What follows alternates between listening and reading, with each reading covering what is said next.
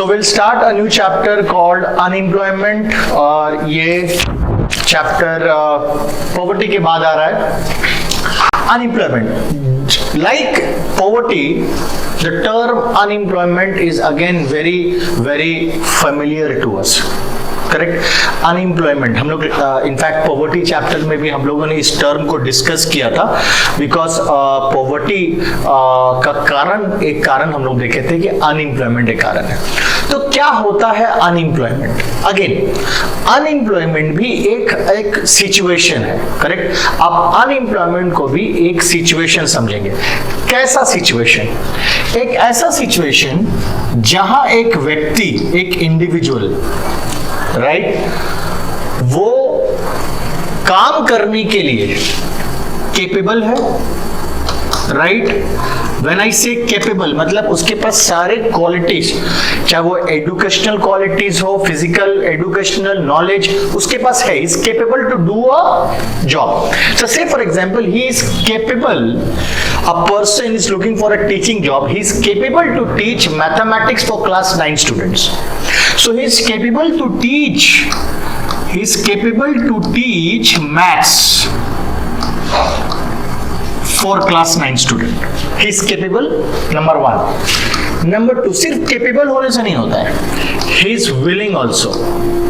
Now, अब आप लोग सोचोगे सर ये विलिंग आपने क्यों जोड़ा? क्योंकि बहुत बार ऐसा होता है, हम लोग देखते हैं कि एक इंसान के अंदर में कैपेबिलिटी तो है बट मन के अंदर में इच्छा नहीं है. So, सिर्फ कैपेबिलिटी होने से नहीं होता. एक स्टूडेंट के अंदर में कैपेबिलिटी तो है, वो 90 अबव ला सकता है, वो अच्छा मार्क्स ला सकता है अपना सब्जेक्ट में पढ़ के, बट उसके अंदर में इच्छा नहीं होती है पढ़ने की, इसलिए उसका परफॉर्मेंस अच्छा नहीं होता. सो सिर्फ कैपेबिलिटी होने से नहीं होगा.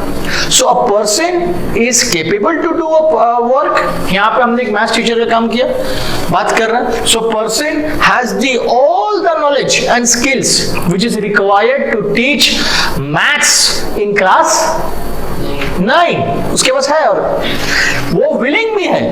Willing at the wage, prevailing wage rate. मतलब अभी एक स्टैंडर्ड स्कूल में, आईसीएसई या सीबीएसई स्कूल में अगर आप मैथ्स क्लास 9 को पढ़ाते हैं तो अभी जो उसका जो वेज रेट है, राइट, नॉर्मली उसका वेज रेट है 40,000 रुपीज पर मंथ. और ये व्यक्ति इस रेट में 40,000 रुपीज का रेट में काम करने के लिए तैयार भी है. So that is what I'm saying when he say willing. He is willing to work at the prevailing wage rate.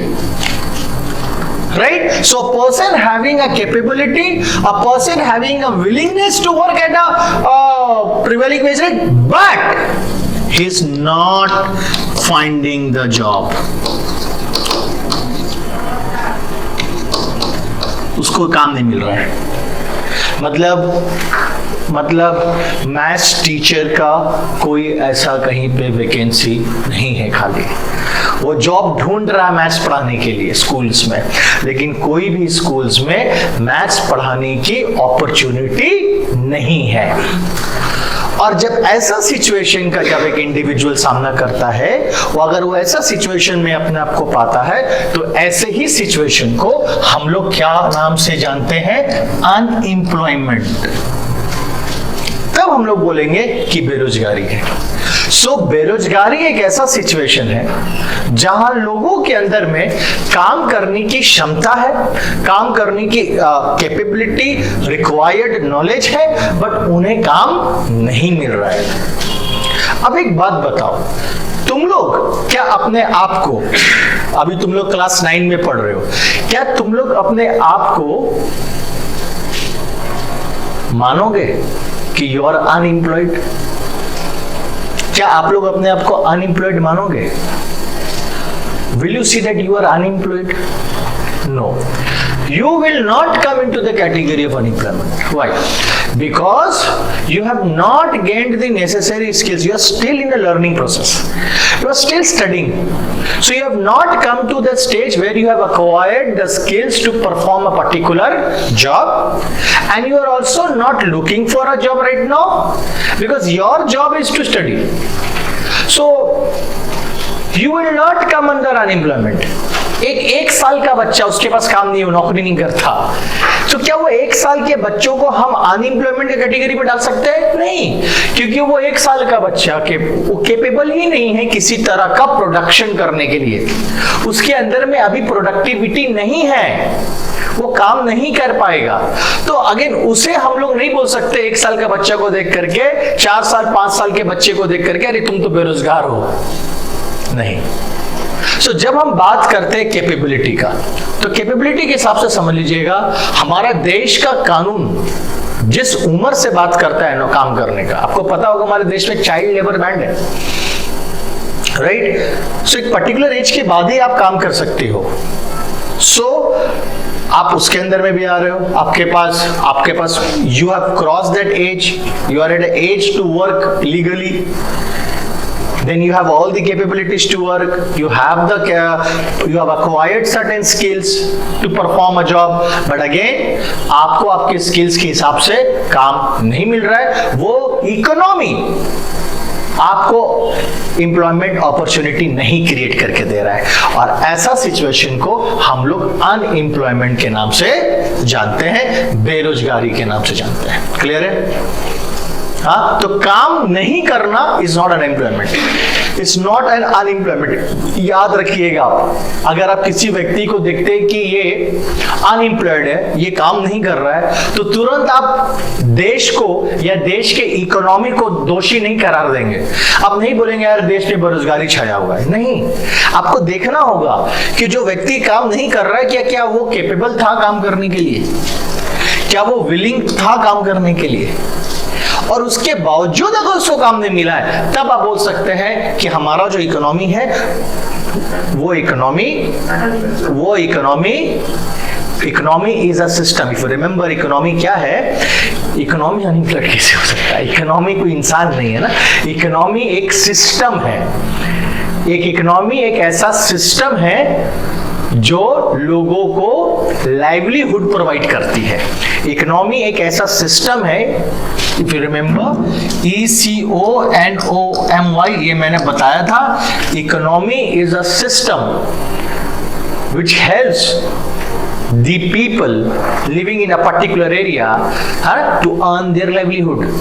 So if a person is not able to find a job in Asansol, we'll say कि आसनसोल का economy उस इंसान को unemployment opportunities provide नहीं कर सका। समझ में आ रहा है? So that is basically a background of a brief introduction about what is unemployment. अब हम लोग आते हैं कि कितने तरह के अनएम्प्लॉयमेंट होते हैं। बहुत तरह के अनएम्प्लॉयमेंट होंगे, right? So now we come to types of unemployment. Types of unemployment, इसमें कोई कंफ्यूजन नहीं, अभी तक जो मैंने बताया आप लोगों को कोई कंफ्यूजन नहीं। सो टाइप्स ऑफ अनएम्प्लॉयमेंट में हम लोग आते हैं। सबसे पहला जो हम लोग टाइप्स में आएंगे, उसमें हम लोग दो टाइप्स में हम लोग मेजर क्लासिफिकेशन करते हैं। प्लीज समझिएगा, यहाँ पे हमारा देश, अगर हम अपना देश का बात करें और इकोनॉमिक सिस्टम में अगर हम अपना इकोनॉमी में बात करें, तो हमारा इकोनॉमी दो हिस्सों में बटा हुआ है, राइट? एक रूरल और एक अर्बन, राइट? एक रूरल और एक अर्बन। सो एक गांव और एक शहर, जो हम लोग अपने भाषा में समझते हैं, नॉर्मल भाषा में, सिंपल भाषा में। रूरल का मतलब हम लोग विलेजेस, गांव समझते हैं, और अर्बन का मतलब हम लोग शहर समझते हैं, सिटी समझते हैं।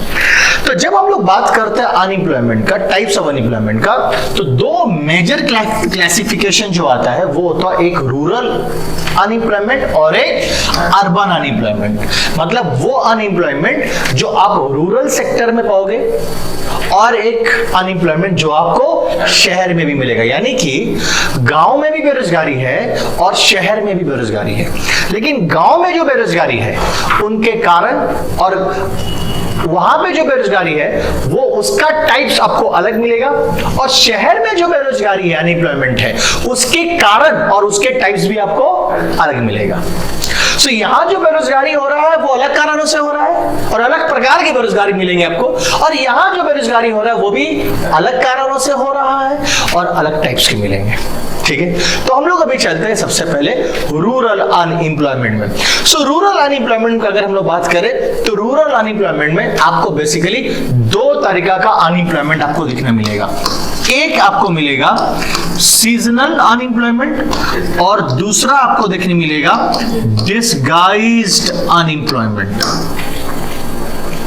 एक आपको मिलेगा सीजनल अनएम्प्लॉयमेंट और एक आपको क्या मिलेगा, disguised unemployment. So let us understand कि सीजनल अनएम्प्लॉयमेंट और डिसगाइज्ड अनएम्प्लॉयमेंट क्या होता है। देखिए, हम लोगों को पता है, हम लोग ये जानते हैं कि रूरल का अगर हम बात करें, गांव में बात करें, तो वहां का जो मेन लाइवलीहुड है, जो पैसा कमाने का जो मेन सोर्स है वो क्या है, एग्रीकल्चर है। क्या है, एग्रीकल्चर, खेती।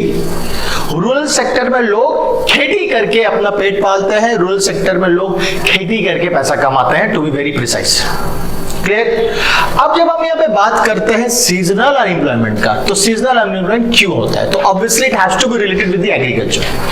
देखो, बहुत सारा जो लैंड होता है ना, वो लैंड इरिगेशन के लिए बहुत सुटेबल नहीं होते हैं और हेंस वो जमीन, वो लैंड साल में सिर्फ एक बार ही क्रॉप उगा करके आपको दे सकता है।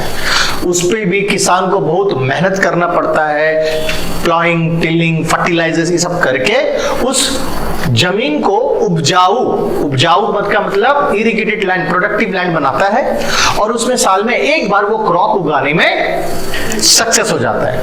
अब होता क्या है, अब आपको ये पता होगा कि कोई भी फल, कोई भी सब्जी, कोई भी प्लांट जो भी उगता है उसका एक सीजन होता है फल देने का, प्रोडक्शन का एक सीजन होता है।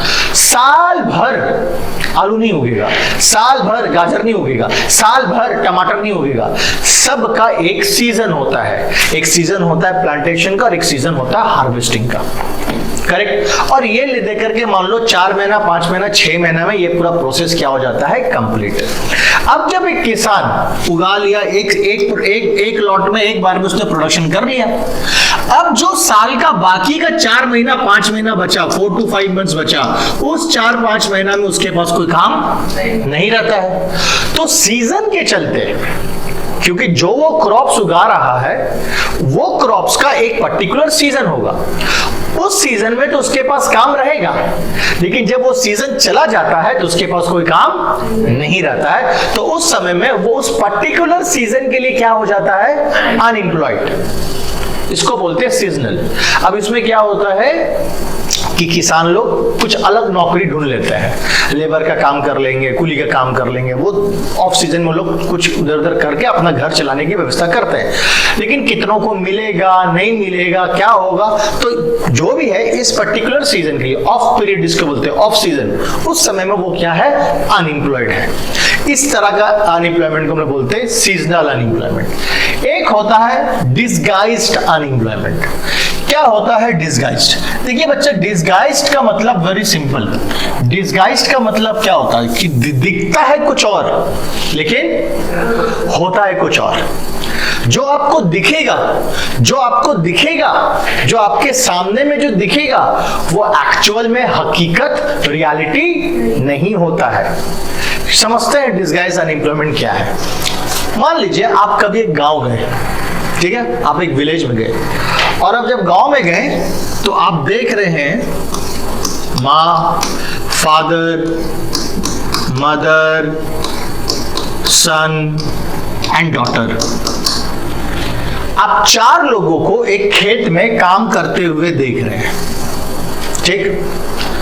तो आपको क्या दिखा? What did you see? क्या दिख रहा है आपको? क्या दिख रहा है? कौन? 4 लोग, एक परिवार के 4 लोग खेतों में काम कर रहे हैं। तो जब आपको ये दिखता है तो आपको पहला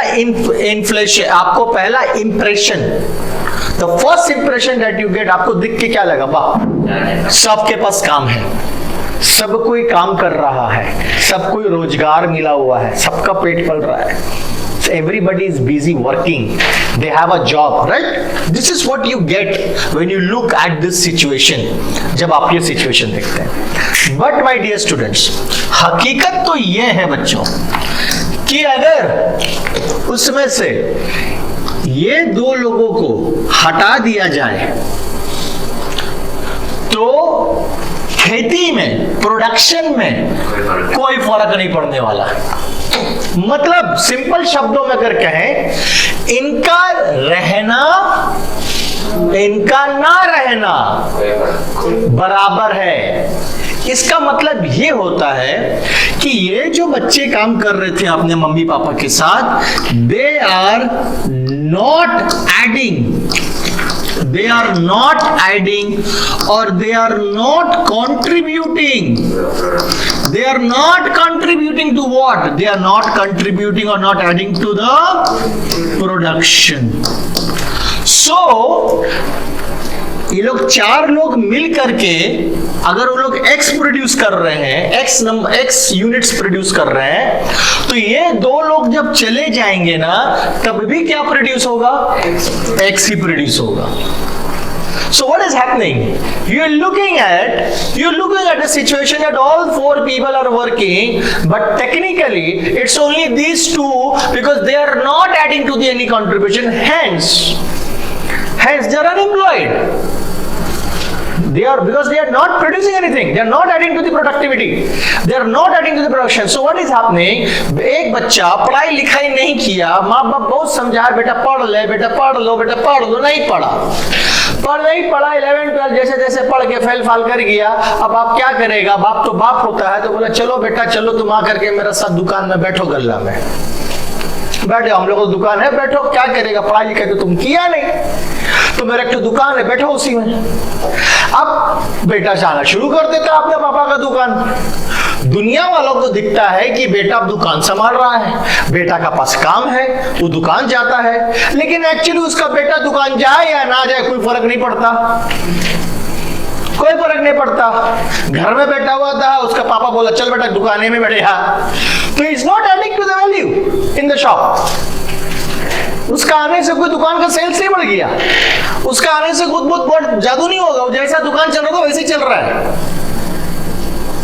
बट लोगों को दिखेगा कि वो किसी चीज में काम, बट उसकी जो जिस चीज में वो बिजी है ना, उसकी प्रोडक्टिविटी शून्य है, शून्य, जीरो. सो इस तरह का अनएम्प्लॉयमेंट को हम लोग कहते हैं डिस्गाइज अनएम्प्लॉयमेंट. और इस तरह का अनएम्प्लॉयमेंट आपको दिखेगा कहां पे?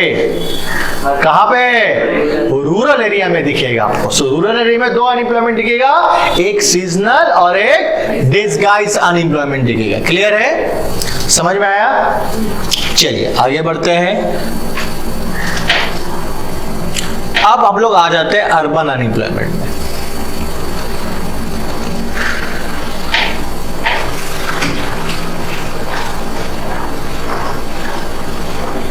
ओके, अब हम लोग आ जाते हैं urban unemployment. So let's see what are the different types of urban unemployment. So अगर हम आपसे पूछे कि अर्बन अनएम्प्लॉयमेंट क्या है, अरे भैया बहुत सी, हाँ, so very simple. Causes is different topic all together, will come there. किसका कॉजेस? देखिए नीचे में रूरल का नहीं है, वो डिस्गाइज अनएम्प्लॉयमेंट का कॉजेस है. प्लीज ध्यान से देखिए आप, प्लीज ध्यान से देखिए.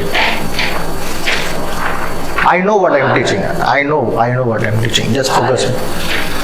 I've already explained when I was explaining what is a disguised unemployment. I've already explained when I gave the definition, when I gave the example of the shop.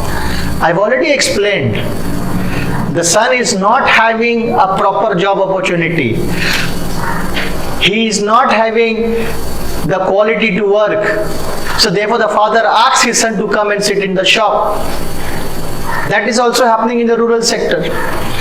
There is no job opportunity. Either there is no job opportunity or there is a lack of the qualities that a person is having. There is no quality to work.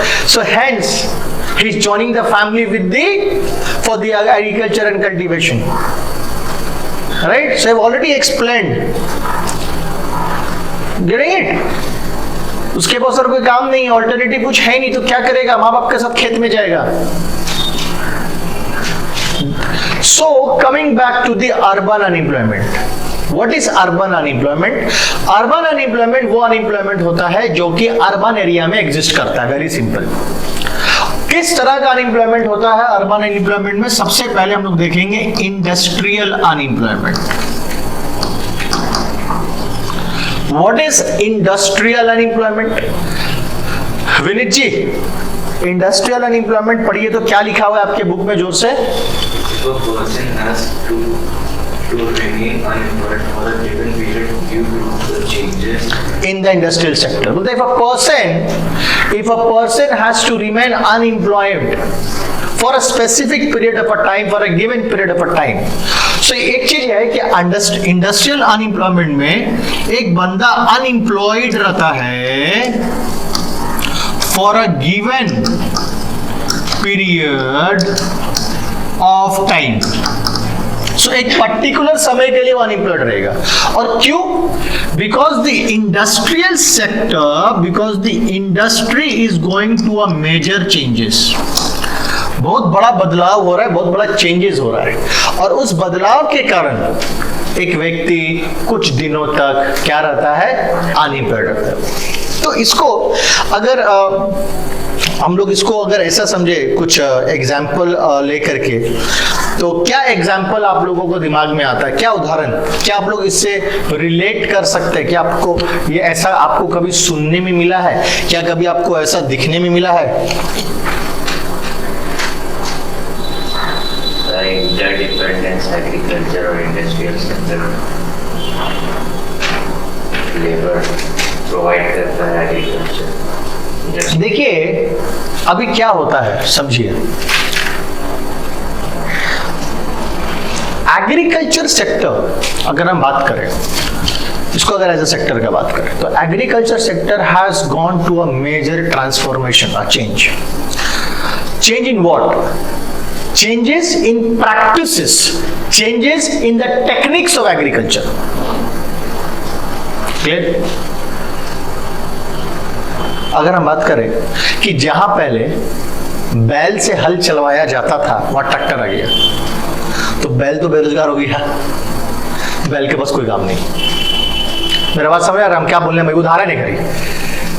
मतलब जब technology techniques आया, तो जहां खेती करने के लिए, right, अभी फॉर एग्जांपल जब खेतों में वो इंसेक्टिसाइड्स को स्प्रे करना है, ठीक है, तो पहले क्या होता था? किसान 10 लोगों को हायर किया, 10-12 लोग पीठ में वो स्प्रे डाल के और पूरा खेत में चल के स्प्रे कर रहा है. ये नॉर्मल प्रैक्टिस है, हर जगह होता है. लेकिन अब आ गया है ड्रोन. अब ड्रोन यहाँ पे खड़ा है, किसान ड्रोन लेकर के जा रहा है, पूरा स्प्रे कर रहा है. तो 9 लोगों को तो क्या, अब वो 9 लोग टाइम, एक पर्टिकुलर टाइम के लिए, जब तक वो लोग ड्रोन चलाना नहीं सीख जाते, मेरे पास समझ आ रहा है? तो एक इंडस्ट्रियल, एक आपका इंडस्ट्री में क्या हो रहा है? चेंज हो रहा है. एक इंडस्ट्री में चेंज हो रहा है. इंडस्ट्री में काम करने का प्रैक्टिसेस करने, काम करने का जो टेक्निक्स है, उसमें बदलाव आया है. तो जब बदलाव आया है तो कुछ समय के लिए लोग क्या हो जाते हैं? उनके पास थोड़ा सा काम नहीं रहता है. सो ये आपको हर इंडस्ट्री में, ये तो मैंने एग्रीकल्चर के बारे में बात किया. एजुकेशन में मैंने कहा, एजुकेशन इंडस्ट्री में भी पढ़ाने का ये में चेंजेस आया. कोरोना के समय में लोग ऑनलाइन गए, तो जो टीचर्स ऑनलाइन से ऑनलाइन शिफ्ट नहीं कर पाए, तो कोरोना काल में 1.5-2 साल तो बेरोजगार थे. फिर जब कोरोना खत्म हुआ, ऑफलाइन शुरू हुआ, तो फिर उसका काम क्या हुआ? तो ये सब टेम्पररी रहता है. समझ में आ रहा है कि नहीं आ रहा है? So when we talk about industrial unemployment, so industrial unemployment, that is we say it's a given period due to the changes in the industrial sector, and industrial unemployment in a country is very high. हमारे देश में industrial unemployment बहुत ही high है. कारण क्या है? Population in urban areas are growing in faster rate in rural than in the rural areas because of the migration of a large number of people from the rural to urban. अब क्या हो रहा है? Migration इतना बड़ा number में हो रहा है ना, कि गांव से लोग शहर में इतना जा रहे हैं कि शहर उतना जॉब प्रोवाइड नहीं कर पा रहा है. राइट। सो ये कारण है। दूसरा, अगर हम लोग देखेंगे इंडस्ट्रियल अनएम्प्लॉयमेंट के बाद जो नेक्स्ट अनएम्प्लॉयमेंट है वो है एडुकेटेड अनएम्प्लॉयमेंट, जो अगेन आपको अर्बन एरिया में मिलेगा। अब ये एडुकेटेड अनएम्प्लॉयमेंट क्या होता है, नाम से पता चल रहा है, पढ़ा लिखा आदमी है लेकिन उसके पास काम नहीं है। So educated unemployment refers to an unemployment among the educated people, which includes matriculates and higher educated people. What are matriculates? Matriculates का मतलब होता है क्लास 10. So minimum जिसने क्लास 10 पास किया, जो 10 पढ़ के क्लास 10 या क्लास 10 के above 12 ग्रेजुएशन जिन्होंने हाई स्टडीज की है, और उन लोगों के पास अगर नौकरी नहीं है तो इस तरह के सिचुएशन को हम लोग क्या कहते हैं, एडुकेटेड अनएम्प्लॉयमेंट। और अगेन एडुकेटेड अनएम्प्लॉयमेंट आपको अर्बन में ज्यादा देखने को मिलेगा, अर्बन में ही मिलेगा, रूरल में इसकी पॉसिबिलिटी बहुत ही कम होती है। नेक्स्ट होता है आप open unemployment, frictional unemployment and under employment. Open unemployment ये अदर टाइप्स ऑफ अनएम्प्लॉयमेंट में आ रहा है। ये किसमें आ गए हम लोग, अदर। सो इंडस्ट्रियल अनएम्प्लॉयमेंट खत्म। इंडस्ट्रियल अनएम्प्लॉयमेंट में सॉरी अर्बन अनएम्प्लॉयमेंट में हमने दो देखा, क्या क्या देखा, इंडस्ट्रियल अनएम्प्लॉयमेंट और हम लोग क्या देखा, एडुकेटेड अनएम्प्लॉयमेंट। अब हम लोग आ रहे हैं अदर टाइप्स ऑफ अनएम्प्लॉयमेंट। सो जब हम लोग अदर टाइप्स ऑफ अनएम्प्लॉयमेंट में आ रहे हैं, अदर टाइप्स में जो पहला हम लोग देखेंगे वो हम लोग देखेंगे ओपन अनएम्प्लॉयमेंट, उसके बाद हम लोग देखेंगे फ्रिक्शनल अनएम्प्लॉयमेंट, उसके बाद हम लोग देखेंगे अंडर एम्प्लॉयमेंट, उसके बाद हम लोग क्या देखेंगे, अंडर एम्प्लॉयमेंट। तो चलिए एक एक करके समझते हैं। सबसे पहले हम लोग आते हैं open unemployment. What is open unemployment? Very clear, open unemployment एक ऐसा condition in which people have no work to do, they are able to work and also willing to work, but there is no work for them. तो जो हम लोग unemployment का मतलब समझे ना, जो मैंने शुरुआत में आपको अनएम्प्लॉयमेंट का जो डेफिनेशन दिया वो एक्चुअली डेफिनेशन ओपन अनएम्प्लॉयमेंट का ही, उसी को जो अनएम्प्लॉयमेंट को जो एब्सोल्यूट अनएम्प्लॉयमेंट जो है, जो रियलिटी में जिसे हम लोग अनएम्प्लॉयमेंट कहते हैं, उसी को हम लोग क्या कहते हैं, ओपन अनएम्प्लॉयमेंट, जहां पे लोगों के पास कैपेबिलिटी है काम करने की, इच्छा है, लेकिन लोगों के पास काम नहीं है, और ये ओपन है, ये किसी से छुपा नहीं है, दिख रहा है। That is what is called open unemployment. Next होता है frictional unemployment. क्या होता है frictional? देखिए frictional unemployment बोलता है exist when there is a lack of adjustment between the demand and for supply of the labor. It means jobs are there, job seekers are also there, but the rigidities and the frictions in the economy prevent the direct contact between the employees and the employed. देखो simple चीजें क्या होता है frictional unemployment, इसको बहुत book के भाषा में अगर हम जाएंगे तो थोड़ा सा कंफ्यूजन लगेगा, इसको बहुत सिंपल तरीके से बताते हैं। ठीक है, एक व्यक्ति यहां पे है, आसनसोल में रहता है। मान लो भी मेरा आसनसोल में जॉर्ज एकेडमी है, एक कोचिंग इंस्टीट्यूट चल रहा है, अच्छा खासा कर रहा है। अब मेरा मन में आता है कि I want to grow, and हमको लगता है कि अब आसनसोल में हमको वो अपॉर्चुनिटीज नहीं मिलेगा, ठीक है, हमको नहीं मिलेगा। I want to go and try something big in a big city, and then I plan to shift to Bangalore. Correct. अब हम तुमको दो पॉसिबिलिटी देते हैं।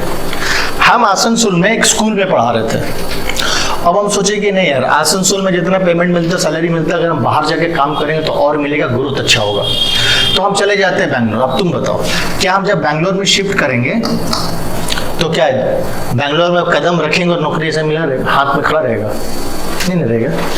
तो जब मैंने आसनसोल में नौकरी छोड़ा और जब तक हमको बैंगलोर में नौकरी नहीं मिलता है, इन दोनों के बीच में एक टाइम गैप है कि नहीं है? उस टाइम गैप के लिए हम क्या रहेंगे, अनएम्प्लॉयड। हो गया। अब मान लेते हैं आसनसोल में मेरा अपना कोचिंग इंस्टीट्यूट है, हम बोलते हैं यहाँ पे बच्चे उतने ज़्यादा है नहीं, बड़े शहर में जाएंगे, अपॉर्चुनिटी ज़्यादा है, ज़्यादा स्टूडेंट से ज़्यादा बच्चा, लेट्स गो टू बैंगलोर जाते हैं, बैंगलोर में जाके जॉर्ज एकेडमी खुलना है। अब तुम बताओ, बैंगलोर में जाते तो जॉर्ज एकेडमी नहीं खुल जाएगा, जाएंगे, जगह देखेंगे, खोजेंगे, सेटअप करेंगे, करेक्ट? तो एक समय लगेगा जब मेरा इनकम आना शुरू होगा। तो जब हम यहाँ से जब यहाँ से हम यहाँ जा रहे हैं, एक इकोनॉमी से दूसरा इकोनॉमी जा रहे हैं हम, बेटर जॉब का तलाश में, बेटर लाइफ अपॉर्चुनिटीज की तलाश में। और मैंने यहाँ पे जो आसनसोल में जो मैंने छोड़ा है वो मैंने खुद से छोड़ा है, अपना मर्जी से छोड़ा, ताकि मैं दूसरी जगह जाकर के अच्छा बड़ा काम कर पाऊँ। तो जब हम एक जगह से दूसरा जगह जाते हैं तो क्या होता है कि जब हम यहाँ बैंगलोर जाते हैं, राइट, तो बैंगलोर में ऐसा नहीं है कि अपॉर्चुनिटी नहीं, बैंगलोर में अपॉर्चुनिटी है, आसनसोल से ज्यादा है, हमको पता है। वहां ज्यादा स्टूडेंट है, अपना भी एकेडमी खोलेंगे चलेगा, नौकरी भी मिलेगा हमको पता है। लेकिन सिस्टम ही इकोनॉमिक ऐसा है कि तुरंत आपको सब कुछ मिलने वाला, तो थोड़ा सा इकोनॉमी जो है, जो सिस्टम है, वो थोड़ा सा क्या करेगा, फ्रिक्शन पैदा करेगा, थोड़ा सा रेजिस्टेंस पैदा करेगा, राइट। मतलब जिनको जॉब देना है और जिनको जॉब लेना है, उनके बीच में कॉन्टैक्ट एस्टैब्लिश होते होते थोड़ा सा समय लग जाता है। ऐसा नहीं है कि बैंगलोर में नौकरी नहीं है, बैंगलोर में जॉब अपॉर्चुनिटीज है, हम जाएंगे बैंगलोर में नौकरी मिलेगा, लेकिन मेरे को वहां तक पहुंचने के लिए जहां पे जॉब है, वहां पे थोड़ा सा हमको समय लगेगा, वहां तक आने में हमको थोड़ा सा रेजिस्टेंस लगेगा।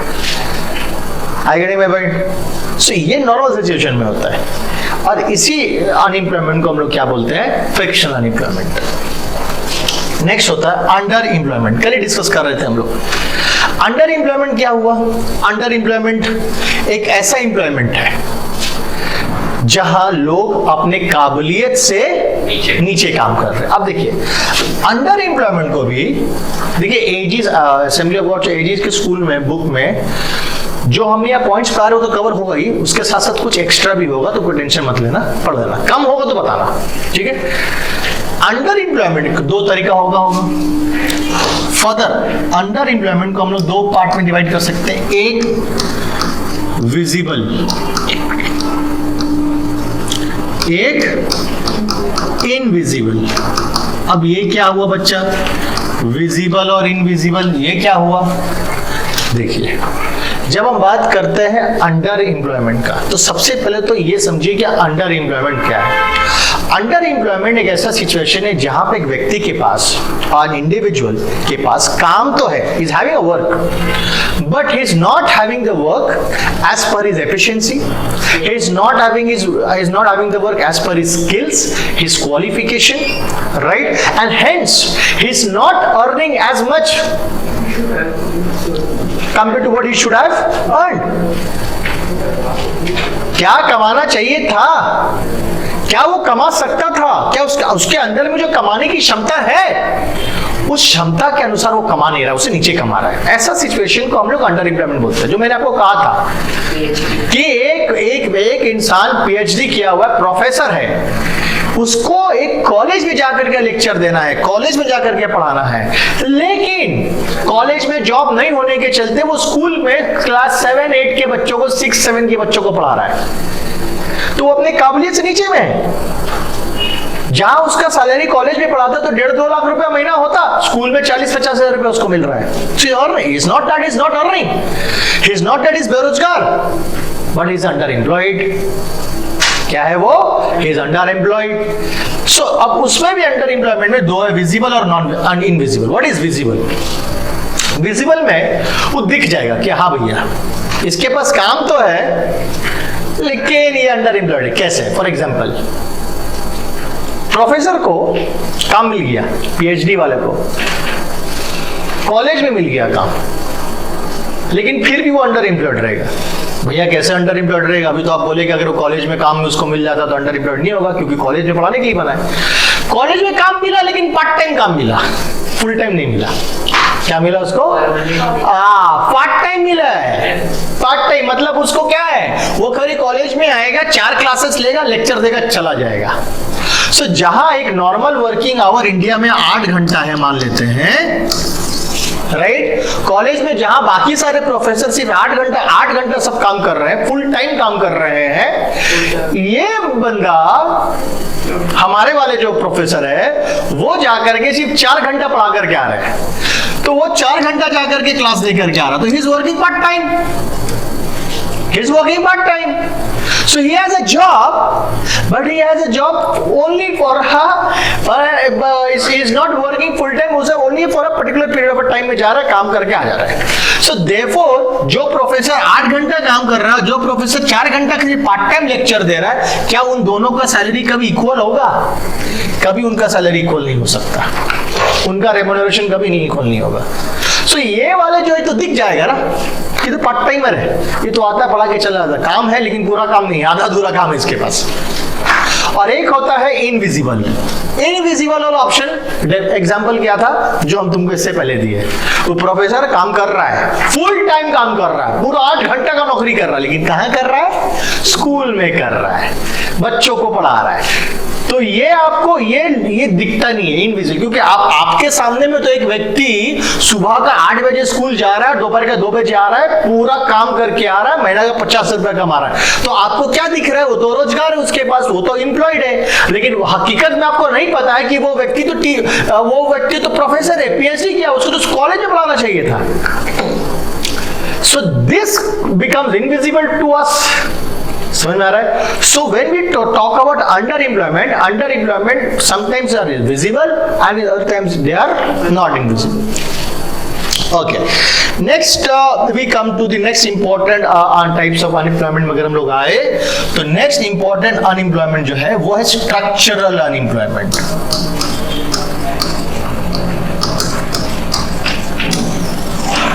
Structural unemployment. What is structural unemployment? देखो बच्चा, स्ट्रक्चरल अनएम्प्लॉयमेंट का मतलब होता है जब हमारा देश का इकोनॉमी का में एक बहुत ही बड़ा स्ट्रक्चरल चेंज आता है, स्ट्रक्चर में चेंज आता है, इकोनॉमी का बनावट में चेंज आता है, स्ट्रक्चर. सो हम लोग जब यहाँ पे स्ट्रक्चर के बारे में बात करते हैं, हाँ, कि किस तरह का हम स्ट्रक्चर के बारे में बात कर रहे हैं, हम बताते हैं. अभी तुम लोग सुने होंगे क्या है? AI, artificial intelligence. आज रोबोट्स आ गए हैं, करेक्ट? एआई का जमाना है. Now today artificial intelligence are being the knowledge of artificial intelligence are being applied in the different sectors of economy. आज AI हर जगह, AI की एप्लीकेशन आपका हाथ में फोन से लेकर के एजुकेशन सेक्टर तक AI की एप्लीकेशन है, AI की एप्लीकेशन है. सो आर्टिफिशियल इंटेलिजेंस बोल रहे हैं ना कि आज से कुछ समय बाद बोल रहे कि इंजीनियर्स को नौकरी नहीं मिलेंगे क्योंकि उनका काम तो रोबोट्स करेगा. क्यों? So what is this? आप देखो क्या हो रहा है, जहां एक इंजीनियर को महीने का 50,000 रुपए सैलरी दे रहे हैं, उनको देने का जरूरत नहीं पड़ेगा, मेरा रोबोट काम करेगा, मेरा मशीन मेरे लिए काम करेगा, रोबोट को कोई सैलरी नहीं देंगे हम. So what is this? This is a structural change. एक हमारा देश का इकोनॉमी चेंज हो रहा है. जैसे हमारा देश का इकोनॉमी एग्रीकल्चर इकोनॉमी था, हम लोग कृषि प्रधान देश थे, खेती करते थे, बट वहां से हम लोग चेंज हुए, शिफ्ट हुआ, और हमारा इकोनॉमी इंडस्ट्रियल सेल्स लेकर के आज हम लोग नॉलेज बेस्ड इकोनॉमी में भी आ गए हैं. मतलब आज इंडिया सॉफ्टवेयर बनाता है, अच्छा सॉफ्टवेयर बना करके हम लोग एक्सपोर्ट करते हैं. We are providing knowledge. I getting my point? So what is the structural change? When there is shift, a very big shift in the economic activities of the country. मतलब जो काम करके लोग पैसा कमा रहे थे आज से 10 साल पहले, अब वो काम नहीं हो रहा है. आज से 10 साल 20 साल पहले पीसीओ बूथ हुआ करता था, करेक्ट? पीसीओ बूथ हुआ करता था जहां पे लोग जिसके जब घर में फोन नहीं होते थे तो पीसीओ बूथ में जाके हम लोग फोन करके बात करते थे.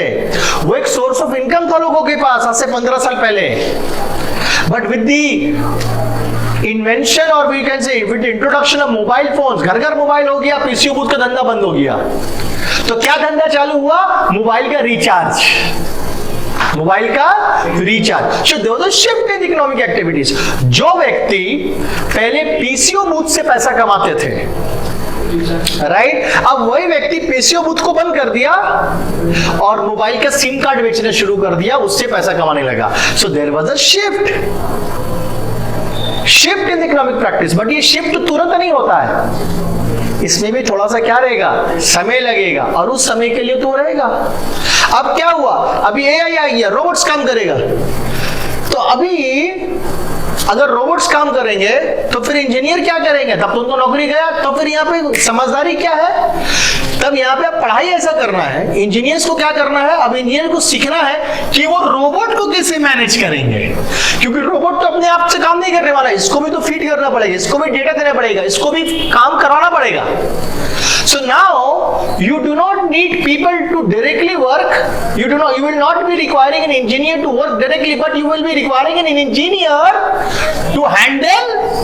तो तुम अपना स्किल चेंज करो, change your skill. So when you change your skill, right, what will happen? There will be change. So जब वो चेंज होगा, जब तुम स्किल चेंज करोगे तो भैया उस समय के लिए तो इकोनॉमी में अनएम्प्लॉयमेंट क्रिएट होगा ही होगा. समझ में आ रहा है? So जब देश में इकोनॉमिक एक्टिविटी, जो काम करके पैसा पहले कमाया जाता था, आज वो काम करके पैसा नहीं कमाया जा सकता, क्योंकि हमारा इकोनॉमिक सिस्टम में चेंजेस आ रहा है. सो इसको हम लोग बोलते हैं स्ट्रक्चरल. इस तरह का अनएम्प्लॉयमेंट अगर होता है तो इसे हम लोग क्या कहते हैं, स्ट्रक्चरल अनएम्प्लॉयमेंट कहते हैं. क्लियर है? सो आपका बुक के सारे पॉइंट्स कवर हो गए? नहीं, उनका बात कर. देखिए, और एक तो आपका है साइक्लिकल. साइक्लिकल अनएम्प्लॉयमेंट क्या है? देखिए भैया, साइक्लिकल वेरी सिंपल. जैसे हमारा इंसान का जीवन में, हमारे परिवार में, तुम अपनी ही फैमिली देखोगे तो तुम्हारा ही फैमिली में, राइट, अगर हम फाइनेंशियली बात करें तो कभी कभी फाइनेंशियली हमारा परिवार में बहुत अच्छा होता है, फाइनेंशियल कंडीशन बहुत अच्छा होता है, और कभी कभी ऐसे समय आता है कि जहाँ पे थोड़ा सा पैसा का क्रंच हो जाता है. होता है कि नहीं? होता है कि नहीं होता है? हाँ, नहीं होता हो, तुम्हारा भाई तुमको बताता नहीं हो, दूसरी बात है, क्योंकि तुमको पता ना चले. बहुत सारे ऐसे चीज है कि तुम्हारा चीज पूरा करने के लिए माँ बाप को बहुत छोटा छोटा चीज अपना सेक्रीफाइस भी करना पड़ता है, जो माँ बाप अपने बच्चों को नहीं बताते हैं. ये उनका बड़प्पन है, और बच्चे थोड़ा सा काम करते हैं तो माँ बाप को सुनाते हैं. राइट? तो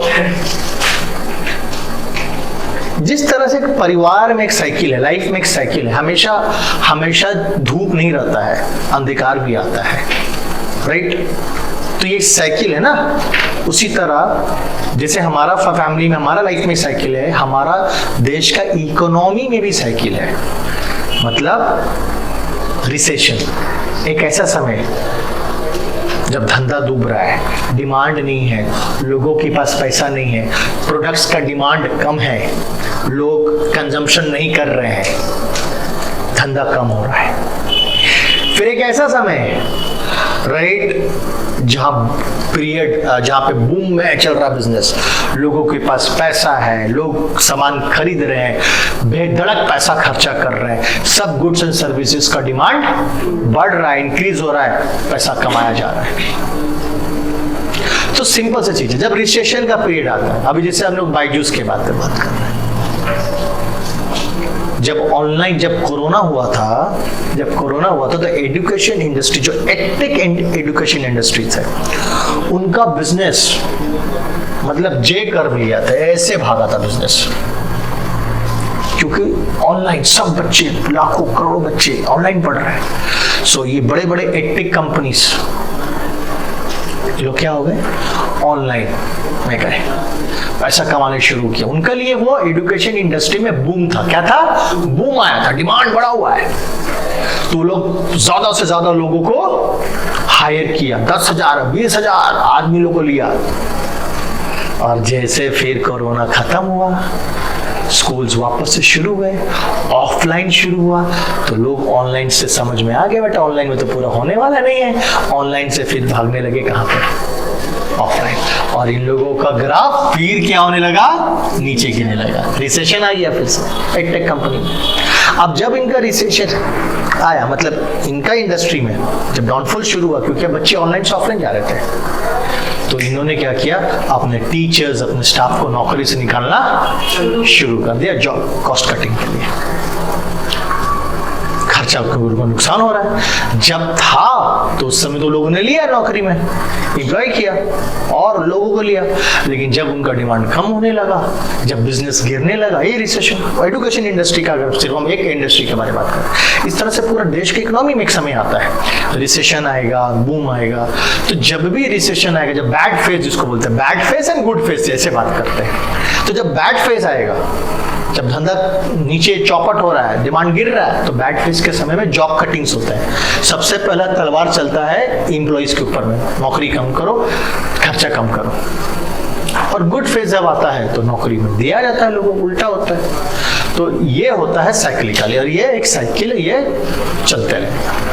ठीक है। सो इकोनॉमिक साइकिल के चलते जो हो रहा है, जो अनएम्प्लॉयमेंट क्रिएट होता है, उसे हम लोग साइक्लिकल अनएम्प्लॉयमेंट के नाम से जानते हैं। सेम है विद इंट्रोडक्शन ऑफ टेक्नोलॉजी। भाई पहले देखो, पहले लोग क्या थे, पहले लोग, हमारे घरों में ब्लैक एंड व्हाइट टीवी हुआ करता था पहले, तो लोग black and white TV repairing shops हुआ करते थे, रेडियो रिपेयरिंग शॉप्स हुआ करते थे। उस समय रेडियो सुनता था, टीवी सुनता था। अब क्या हुआ, जब टीवी से आदमी, कलर टीवी तक तो ठीक था, जब स्मार्ट टीवी सब आने लगा, कहीं वो तो पूरा पैनल ही चेंज होता है, उसका कोई रिपेयरिंग सिस्टम नहीं है। क्या हुआ, वो तो बेरोजगार हो गए, वो तो बेरोजगार हो गए मैकेनिक सब।